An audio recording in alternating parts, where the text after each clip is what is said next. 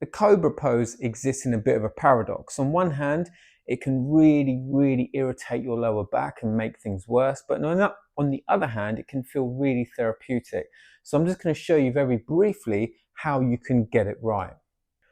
Lie down on your mat and just relax completely, elbows facing back, and lift your chest up. If this irritates your lower back, what you need to do is lift your backside and then tuck your backside under. This is called a posterior tilt. Tilt and then push into the ground with the groin. Might be a bit uncomfortable for my fellow men watching this. Elbows back. See how I have to keep squeezing and lift there. This is a high cobra, this is a low cobra.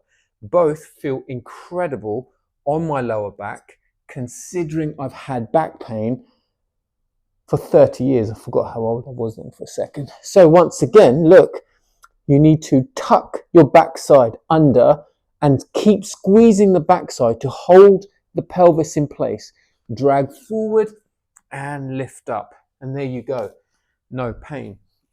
Essentially what happens when you do a cobra, you compress the lower back, but by tucking the backside under, you create a bit more space between the bones in the lower back, which is why it can feel so therapeutic.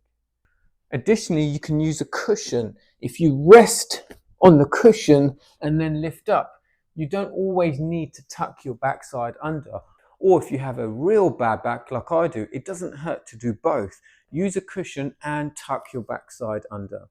Don't forget to check out akramyoga.co.uk.